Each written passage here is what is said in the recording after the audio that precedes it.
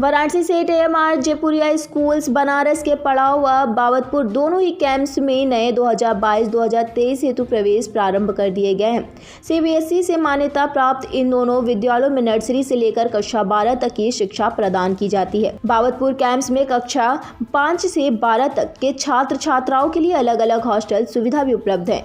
पत्र प्रतिनिधियों से बात करते हुए AMR जयपुरिया स्कूल्स बनारस के चेयरमैन दीपक बजाज ने बताया कि कोविड महामारी के प्रभाव को देखते हुए विद्यालय प्रबंधन ने छात्र छात्राओं की बेहतरी के लिए अनेक कदम उठाए और व्यवस्था में आवश्यक बदलाव भी किए जा रहे हैं। पिछले 2 वर्षों में स्कूली छात्र छात्राओं की पढ़ाई प्रभावित हुई है। ऑनलाइन शिक्षा निश्चय ही एक वरदान रही, जिससे बच्चों की प्रगति रुकी नहीं, किंतु उनकी शिक्षा और विकास में अवरोध आवश्यक है। AMR जयपुरिया स्कूल समूह ने अपने पाठ्यक्रम में गतिविधियों से जरूरी बदलाव करते हुए लर्निंग कैंप को पूरा करने के ब्रिज कोर्स तैयार किए हैं।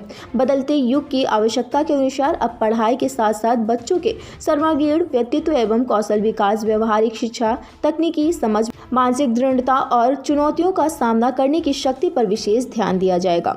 संवाददाता विशाल कुमार की खास रिपोर्ट। दीपक सर, किस तरह की प्रस्तुति की गई आज? मेरा नाम Deepak Kumar Bajaj, chairman AMR Jaipuria schools Banaras. आज किस तरह की प्रेस वार्ता की गई है? आज की प्रेस वार्ता हमारे दोनों ही कैंपस पड़ाव और बाबतपुर कैंपस में नए सत्र का प्रवेश प्रारंभ हो गया है, उसकी जानकारी देने के संदर्भ में की गई है। साथ ही साथ हम लोग और इस वर्ष क्या नया कर रहे हैं उसके बारे में आप सबके माध्यम से लोगों को जागरूक करने के लिए की गई है।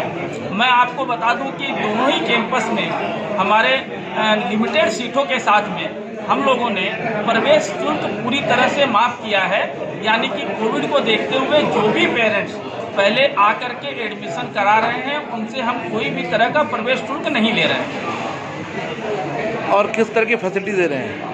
जैसे कि आपको मालूम है, AMR जयपुरिया स्कूल्स का मुख्य उद्देश्य एजुकेशन, एक्टिविटी व संस्कारों के राइट सामंजस्य से बच्चों का सर्वांगीण विकास करना है। कोविड के कारण जो 2 साल से बच्चे घर पे रहे हैं, तो हम सबके पास पेरेंट्स आते हैं, मिलते हैं, तो वो बताते हैं कि बच्चे की लर्निंग हैबिट छूट गई है, रीडिंग हैबिट छूट गई है, राइटिंग हैबिट छूट गई है।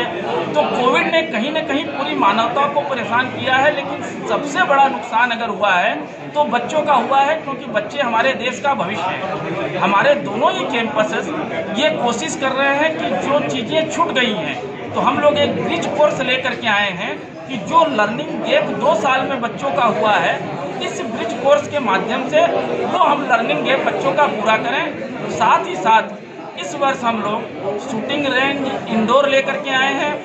3 हमारे साइंस लैब बिल्कुल नए आए हैं।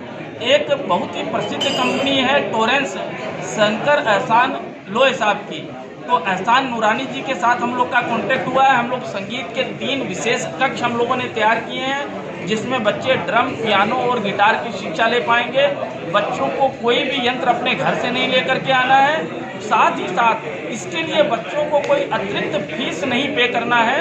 मैं आपके माध्यम से ये बताना चाहता हूँ कि हमारे दोनों ही कैंपसेस किसी भी एक्टिविटी के लिए कोई अलग से फीस चार्ज नहीं करते हैं, और कहीं ना कहीं अगर हमारा फीस स्ट्रक्चर आप उठा के देखेंगे तो हमारी जैसी सुविधाओं के साथ जो स्कूल है लगभग उसका 50% है।